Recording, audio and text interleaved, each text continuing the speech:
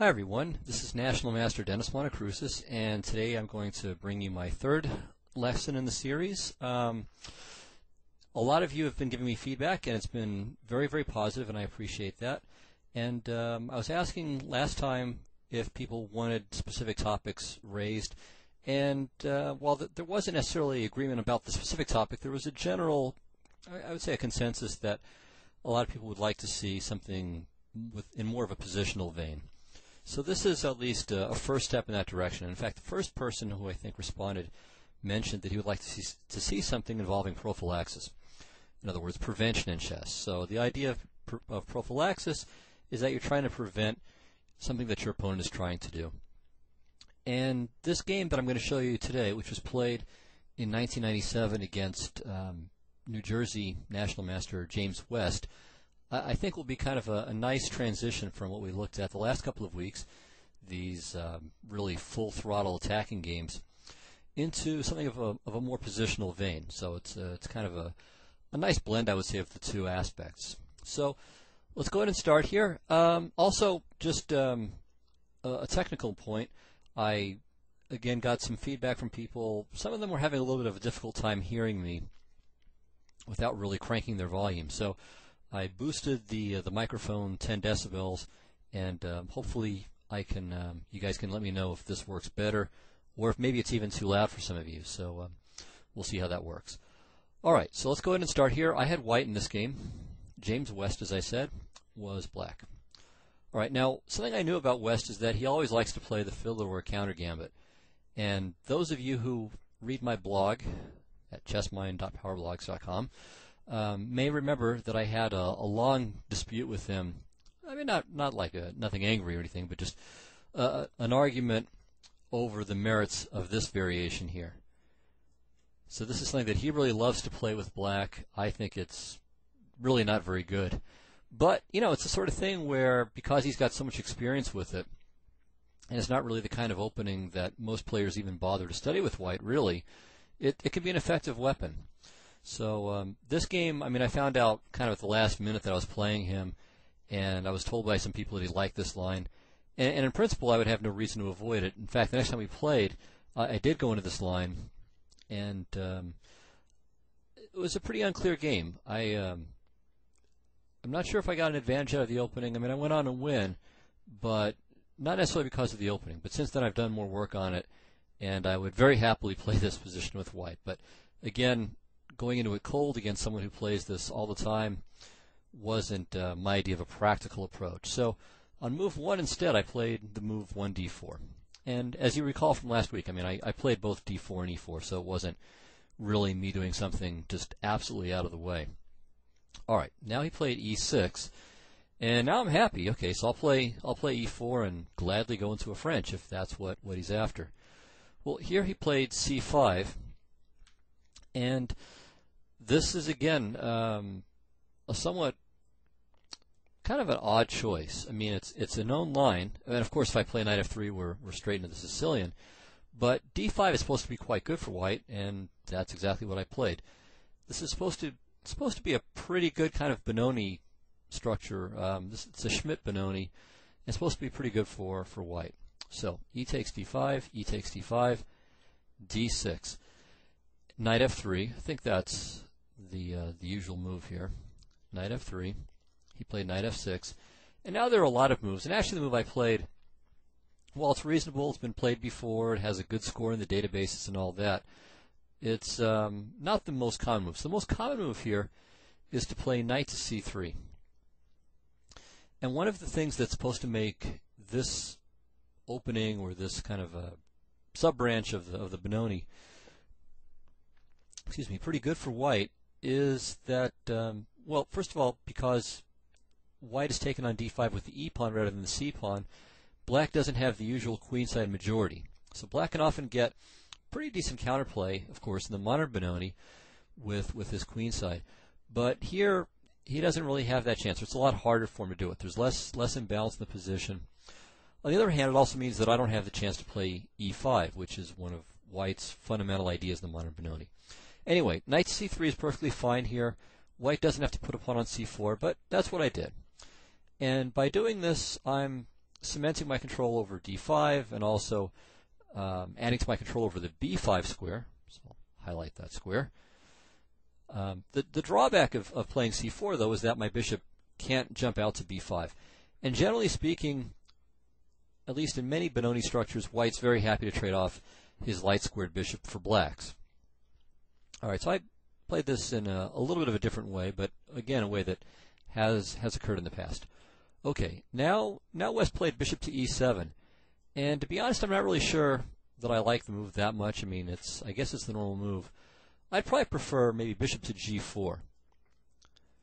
That would be my preference here, and the idea would be to exchange this bishop and then play something like g6, bishop g7, castles, and try to employ a dark square strategy. So my thinking here is something like this. All right, so bishop to e2. I don't know if you can play bishop to, maybe you can't play g6, but, well, let's just make some moves here, and I'll show you the basic idea. So castles, bishop g7, say knight c3, castles, h3. Yeah, so now we're in a theoretical position again. Takes, knight b to d7. And the basic idea is that really all of black's minor pieces are going to function well with dark squares. So this bishop, especially on g7, I mean, clearly this is a great piece. It's got a very nice diagonal, even if it's blocked at the moment by the knight. The e5 square is an excellent square for several of his pieces. I mean, a knight could go there, and he's also got the rook going to the open file, and even that too is cutting through the e5 square. And of course, black's pawns on d6 and c5 are both controlling central dark squares. The idea then of this exchange with bishop to g4 is that it's getting rid of a piece that doesn't really fit in with the rest of the with the rest of his minor pieces. So it's kind of the odd man out. So trading it off is good in its own right, or at least reasonable in its own right. And the benefit here is that he's trading it for one of my pieces that can fight for the dark squares. If he were trading his bishop for my light-squared bishop, it would to some extent be kind of a push. It would be a roughly even trade in terms of positional considerations. But trading it for my knight, even though at some point down the road maybe my bishop pair could be meaningful, for the moment at least, and for at least the medium-term future, it's to his advantage. My knight can't. If I don't have the knight, obviously I've got one less piece that can fight for the d4 and e5 squares. So I would kind of prefer that strategy for black. So he played bishop to e7, which I think is kind of passive, as well as not making the right trade. I mean, I think it puts the bishop on a square that is not really all that useful. So maybe the worry here is that after g6, maybe I could play h3. And then on takes, bishop g7, queen to e2 check might be kind of annoying. And then on queen to e7, perhaps bishop to f4. If I can cause him some problems with this d6 pawn, it'll prevent him from developing naturally. So this might be a move or consideration that he should worry about. There may be some interesting tactics here. So it's kind of a messy position. So what I'm thinking here is that something like knight to h5 could be kind of could be a lot of fun, really, especially if it's an analysis rather than over the board. And the point is that on something like bishop takes d6, he takes, I take, and then he plays bishop takes b2. Now even this isn't really entirely clear. So something like knight to d2, takes, and here white's got a pawn for the exchange and two beautiful bishops. Black's king can't castle, and there could be some tricks that involve this long diagonal, so maybe something like bishop to e5 and d6, or even if let's say black plays b6, then bishop takes c5, b takes c5, d6. So this could really be quite entertaining. So definitely worth further exploration here. Kind of an interesting idea. All right, well, let's go on to the game here, but I think that's certainly worth looking at if you have any interest in playing this opening at all. And it's just a fun tactical sequence. So you can see, even when I'm discussing these strategical ideas, tactics are never very far from the surface. All right, after bishop to e7, I played bishop to d3, And I've got two ideas in mind. So one is, of course, that I simply want to complete my kingside development in castle, but I also want to restrict this bishop if I'm allowed to. So he castled, and now I was quite happy. So I played h3, and this is, again, the beginning of a long series of prophylactic moves throughout the game. So with bishop to d3 and h3, this bishop on c8 is, well, it's just not a very good piece at the moment, and it's hard to see what exactly it's going to do to get meaningfully employed. And generally speaking, it's hard to see what black's plan is going to be. I mean, this bishop on e7 is kind of stupid too. I mean, it would like to be, again, on this long diagonal. Actually, I want a green arrow here, so we're going to be picky where a green arrow is symbolizing something good, and red I'm going to use to symbolize or to indicate something that's in some way not optimal for the side in question. So black's bishop on e7 would be much happier for on that long diagonal, and this means that black's going to have to waste some time trying to fix all of his pieces. So the bishop on c8 doesn't have a job, the bishop on e7 can get a job, but right now it doesn't have one. The knight on f6 has nowhere really too promising to go. He could play something like this, or try to play something like this. Knight f to d7, and then bishop to f6. And if he did that, maybe he would have some chances, but even that it's kind of slow, it's awkward. Maybe I'll be able to play bishop to f4 at some point and bother his d-pawn. Black has a lot of work ahead of him. Well, he played a6, and this is reasonable. I mean, he's at least thinking about Benko Gambit sorts of ideas with b5. And even if he doesn't get full compensation, I mean, it's at least worth considering on the grounds that it's an avenue for some counterplay in a position that really lacks it. Also, if I play a4 just as a frightened little rabbit to stop b5 before it ever shows up, I may be weakening some squares. Now, here really, I'm probably not. I mean, he can't get to the b4 square, which would be a pretty nice square for his piece. I mean, he could play a5, but I don't know if that's really worth it. So I think even actually a4 probably is not a bad idea for me. It's not horrible at any rate. Black probably has to play b6 and just try to, again, slowly unravel his position. But I decided that I could do without it, and I simply castled. He played knight b to d7. I played knight c3. He played rook to e8. Okay, now I played queen c2, so I'm at least eyeing this h-pawn. And my hope is that he'll at least spend a tempo maybe dealing with it. So he might play h6 or g6, the value of which isn't really clear. So I'm making a useful move with queen to c2, and at least trying to frighten him a little bit, trying to extract a concession. Now he played queen to c7 here, and I think this is not a very good move.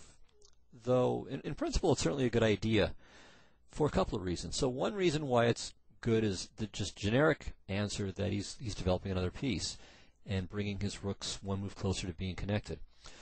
The second reason why it could be good is that there might be the idea of playing something like b5, and after I take, playing c4. And that'll give him a little bit of space over on the queen side, and maybe he can follow up with knight to c5 at some point and start to get some play and some reasonable development. All right, so it's at least worthy of consideration. All right, but I also think, okay, he's not really ready to play b5 yet. I mean, it's probably not that strong for a number of reasons.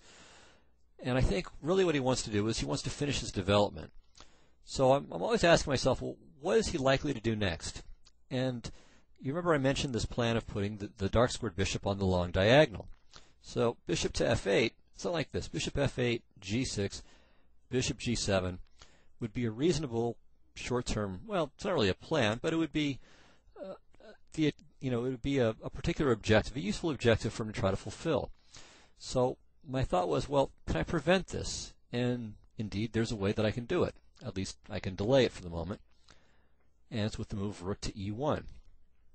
So the point is that if he plays bishop to f8, which is not a good move, I can simply rip the h-pawn off the board, because if he plays knight takes h7, I play rook takes e8, and I've won the exchange and a pawn, so I'm completely winning here.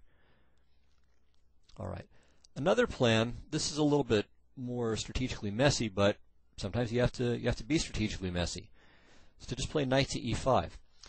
Now, this gives me not only a passed pawn, but a protected passed pawn after I make the knight exchange. But still, black could at least dream of something like this. So if he could play, for example, g6, swing the rook back to f8, bring the knight from f6 to e8 to d6, and then play f5, then he could actually be in pretty good shape.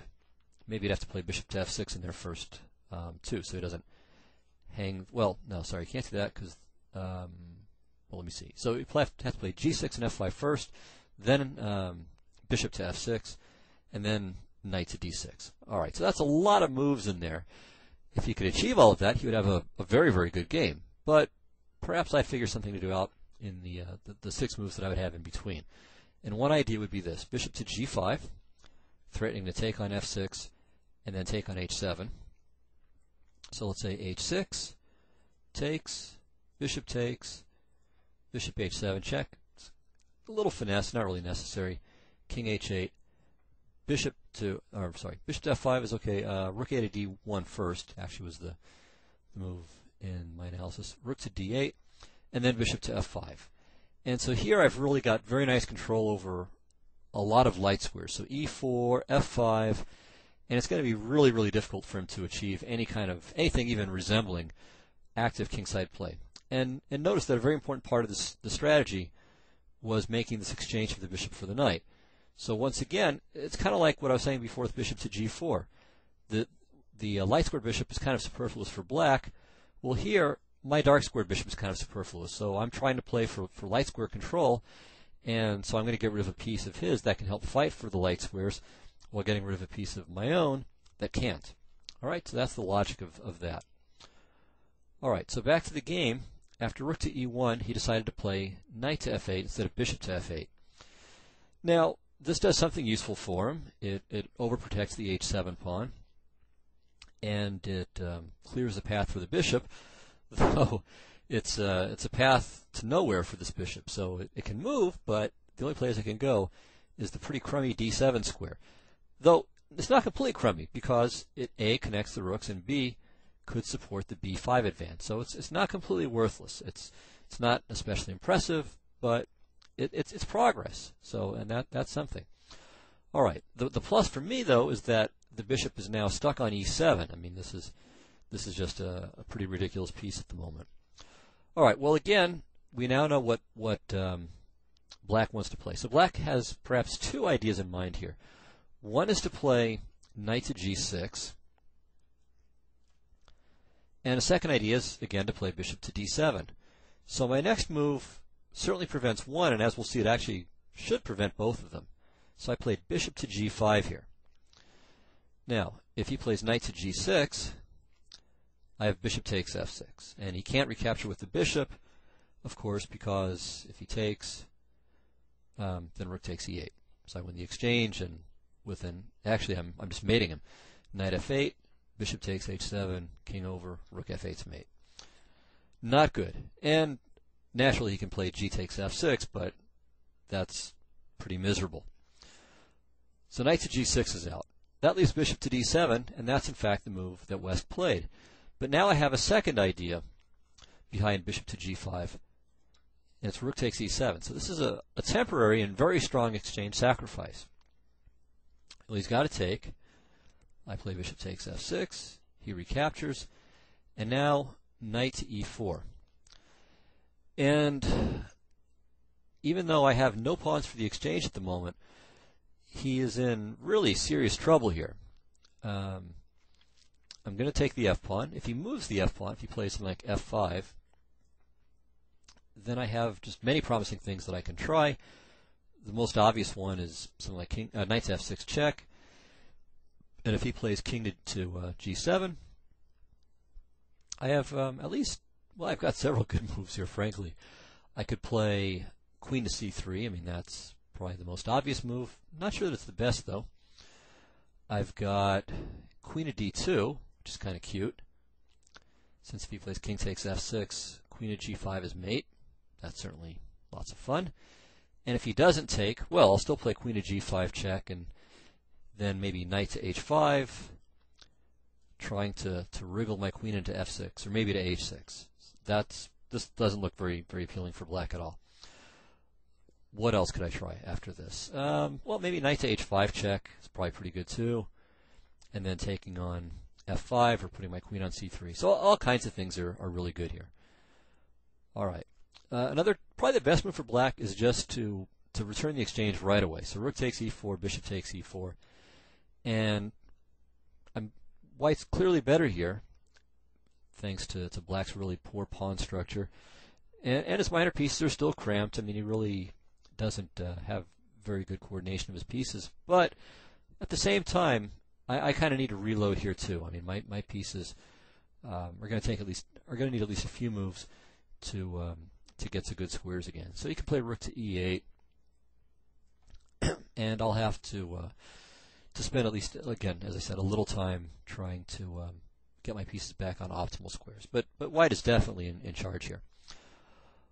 All right, well, West tried a third option after knight to e4. He played simply king to g7, protecting his f-pawn, and also covering some dark squares. So he's covering f6, he's covering h6. So it's a reasonable move.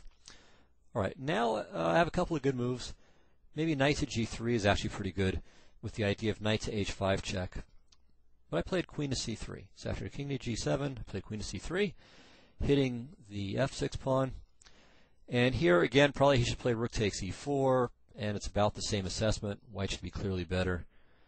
This is probably even a little bit better for me than the other position, because I think queen to c3 is more useful than king to g7. But it's roughly the same situation. All right, so after queen to c3, he plays rook to e5. And this actually looks like it's pretty good for him at first sight. So knight takes e5, f takes e5, and now it looks like black is going to open the umbrella here, so to speak, with f5. So all of a sudden he'll have this nice big pawn center with pawns on c5, d6, e5, and f5, and they just seem to be covering everything. And it can maybe follow up with knight to g6, and black's position all of a sudden looks really healthy there. So it might seem as if my exchange sacrifice, or temporary exchange sacrifice, really wasn't all that great. But in fact, white is still in control here. It's just a matter of timing. Black is a little bit too late to get everything he wants in here. Now, white actually has two moves. I think two good moves. I think I played one of them. But white also has this nice tactical idea, f4. Now, the point of this is that if black plays f5, I can simply capture on e5, and this just wins on the spot. If he takes the pawn, I play d6, and then next move I play queen takes e5. While if he takes the knight, I mean, that's completely horrible, because I've discovered check on the king, and I win the queen next move. All right, he could also try knight to g6, but this doesn't ultimately work either. So I play rook to f1, and now if he tries f5, knight to g3, and this pawn's just a goner.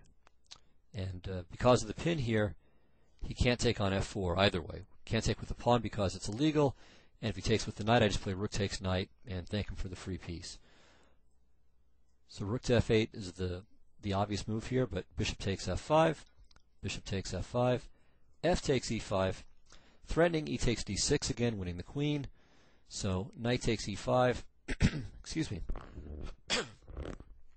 pardon me, and then knight takes f5, I regain the piece, I'm up a pawn, his king is exposed, and I should be winning, of course.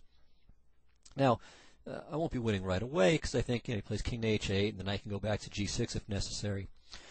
So it's not an immediate kill, but definitely white should win this position. All right, but going back here, I found a different approach. Let me get rid of all of the decorations here. So I found a different approach. Again, I'm concerned with f5. So it's still a prophylactic moment here. Sorry, gotta clear my throat again. All right, hopefully that'll take care of it. Okay, so I'm worried about f5. So another moment for prophylaxis. And so the move I found here was queen to d2. So a very easy move to miss, because it's a little creeping move, bringing the queen backwards one square on the diagonal. And the point is that if he plays f5, now queen to g5, say knight to g6, and then I play queen to f6 check, and then I rip off the d6 pawn.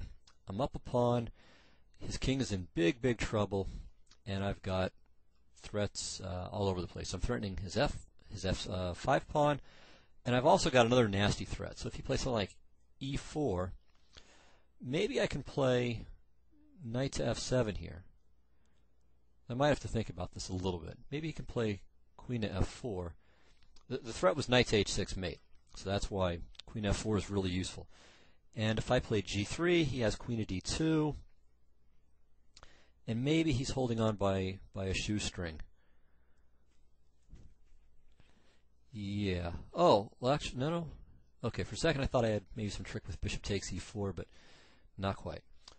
All right, so maybe in this position I have to just calmly retreat the bishop. Or, another idea that doesn't work. Okay, so for a second I was thinking g3, with the idea that, of course, if takes, then knight f7. Oops, and that does win. Probably looks like it wins. But black has this Zug rook to f8. And that would definitely make me unhappy. So, yeah, I would just have to retreat the... well, if I retreat the bishop, then he has rook to f8 anyway. Okay, so I have to think about this position more seriously. All right, well, simply queen takes d6 then. Okay, that'll do it. Yeah, so if he trades queens now, then I do have my pawn free and clear, and my knight will escape. So that's winning. All right, so that takes care of f5. Another try that black could employ is bishop to f5. Just trying to put more pieces in the way of the king, and also leaving the option maybe of putting the knight on d7. But still, queen g5 check, bishop to g6, and now knight to g3 is a very good move, taking advantage of this pin, and again trying to exploit these weak dark squares. All right, so in the game, black really wasn't very fond of this idea of my putting my queen on g5, and so he played f6. Well, still, I mean, I've got very good control over both some light squares and some dark squares, but I want to maximize it. So I want to get control, or really take full control over f5. And so to do that, I played knight to g3. And now I'm threatening, first of all, knight to h5 check followed by queen to h6. But I may also be threatening to play something like bishop to f5. And if he swaps the bishops, then I've got full and permanent control over the kingside light squares. And one important rule of thumb to bear in mind is that when an opponent has a weak color complex, it's often a great idea to exchange off the opponent's bishop of that color complex. So because black has weak light squares, I'd love to trade off his light square bishop. And that's a very typical King's-Indian and Benoni motif. I mean, you may remember earlier I spoke about knight c3, and I pointed out that by playing c4, I eliminated this chance to play bishop to b5 check, swapping off the light squared bishops. All right, now at this point, I certainly couldn't have foreseen that his light squares would end up as weak as they did in the game. But in many, again, Benoni and King's-Indian kinds of positions, that in fact does happen. All right. So back here, West played bishop to e8, which is a very good move. He's both preventing me from playing knight to h5 check, since his bishop has that square under control. And he's also hoping to play, and he's going to play, bishop to g6. And the point then is that he just leaves the bishop there, and then I won't want to make the exchange. I mean, taking on g6 won't be good, because then it'll be replaced by the pawn, and that pawn on g6 will control both f5 and h5. So here too, I need to find some kind of some way to make progress over on the light squares. I can play knight to f5 check, but this kind of dead ends. So if knight f5, let's say king to h8, queen to h6, knight to g6, or even bishop to g6. So let's stay thematic here. And it's not really clear what I do.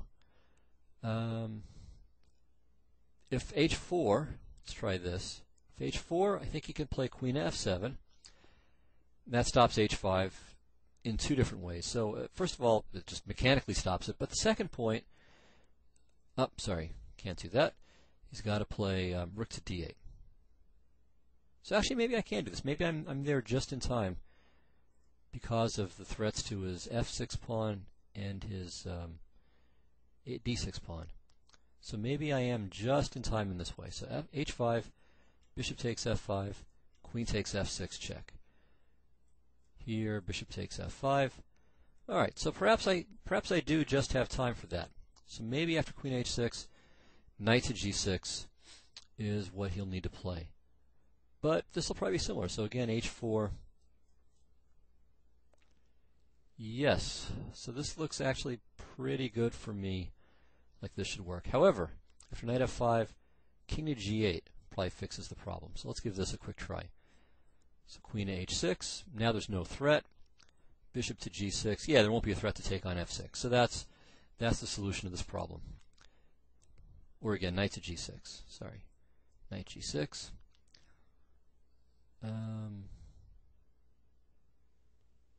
Yeah. Bishop g6 is probably right the first time. All right, so h4. And now bishop takes f5, bishop takes f5, queen g7. And here, actually, black is in, unfortunately, really pretty good shape at this point. All of a sudden, black's position actually makes pretty good sense. He's gotten rid of his light square bishop, but there aren't any targets anymore on the light squares. h7 is very well covered, e6 is covered, and if the queens are traded, then black has no problems at all. But even if they are, even if they're not, probably black can play something like knight to g6, knight to f4, and have reasonable play. So white's still a little bit better, but not really all that much. Most of the advantage has been squandered. So what this means, back in this position, is that white really needs to use more pieces. So he's not ready to close in for the kill yet. So I played f4, trying to blast open some more lines, and also to create an open file for my rook on a1. Okay, black was faithful to his plan, played bishop to g6. I took on e5. And now if he plays f takes e5, that gives me the g5 square again. So then I'm really delighted. I'm going to play knight h5 or knight f5. Also rook to f1 really increases my control over f6, so this is very good for white. So West played d takes e5. I played rook to f1. And now finally he makes a bid for some counterplay with b5. And probably I could have just played b3, just shut everything down there and made him take even longer to get things going, but he never really got anything going there anyway. So what I want to do is take over, again, these light squares, and this bishop on g6 is really annoying me. Or rather, this bishop g6, pawn h7 combo is what's thwarting my ambitions. So I played h4. All right, so I want to undermine that whole setup. Well, now West made a good move, and I think just about the only threat in the entire game. So I have to be a little bit careful here, because now if I play h5, he'll play e4, and all of a sudden he's gotten some counterplay.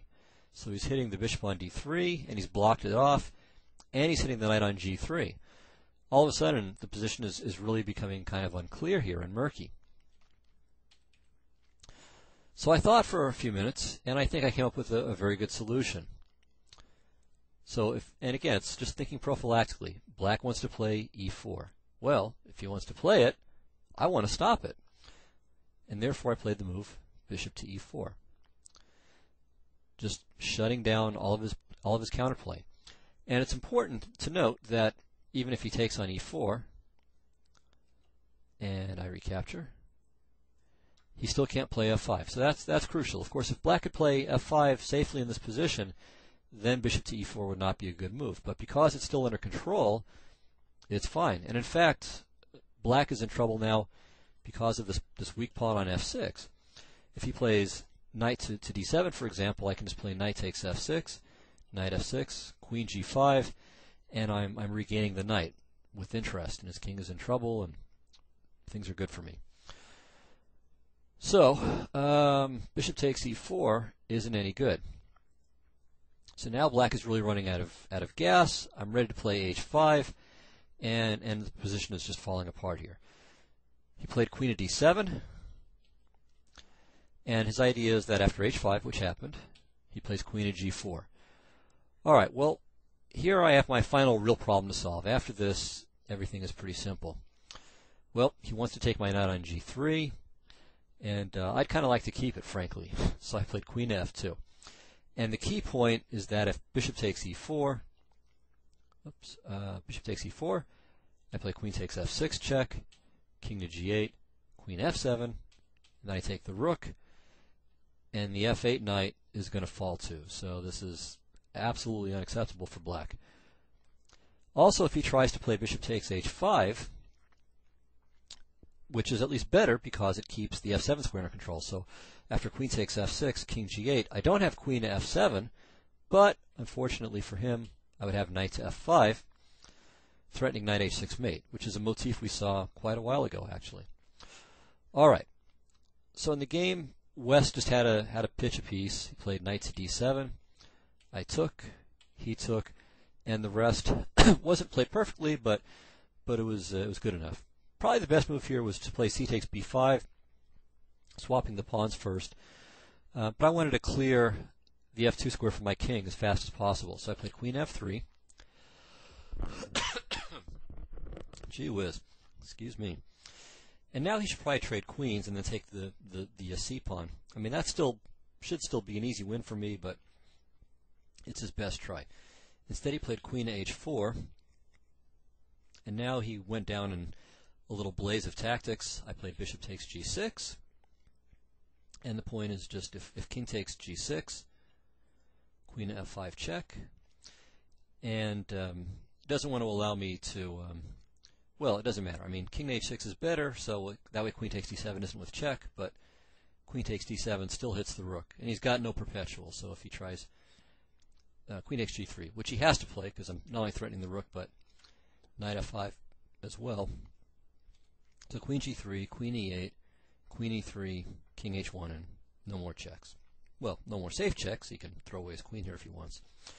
So after bishop takes g6, he played queen to d4 check. I played rook to f2. He played king takes g6. And honestly, I was more annoyed than anything else he was playing this out. So I wasn't as concentrated as I should have been, or I would have seen queen to h5 check here, which just wins the queen. But okay, it didn't really matter. I played queen f5 check. If he plays king to h6, actually I think I did see that this wins the queen, so it's kind of funny. Queen h5, king g7, knight f5. So that's kind of a great moment in the history of stupidity that I see it the one way, but not the simpler way. All right, but queen f5, he played king to f7. I simply took the knight. And if he plays rook to e7, so again, of course, I saw this way of winning the queen too. So if rook f7 takes, knight f5. But again, I didn't see the two-move way. All right, so queen takes d7. He played king to f8, and now I played queen to d6 check. And I'll just follow with queen takes f6, and so he resigned here. So I think it was a pretty good game. A couple of minor inaccuracies at the end, but nothing that really mattered too much. But I think the game's value was kind of a combination of a nice attack and again, quite a few good instances of prophylactic thinking. And it shows, I mean, it doesn't have to be some kind of slow maneuvering game that one side wins in 80 moves because of, a single weak square or something like that whenever prophylaxis is involved. I mean, prophylaxis can be used in all sorts of chess situations. So first, is to restrict his pieces, and to prevent him from kind of untangling his poor development, but even in the attack. So I was preventing him from utilizing certain defensive resources that he would have had. So I hope you enjoyed that and enjoyed this turn towards the more positional side of things. Try to vary from week to week between tactical games and positional games. So hopefully it'll be a nice blend for all of you. So I hope you enjoyed it. Again, feel free to leave feedback. Both on the technical aspects of how the microphone might change with the microphone settings helped or maybe hindered the situation, and also on the content of the lesson.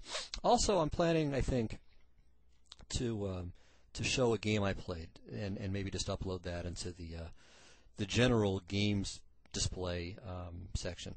So keep your eye out for that.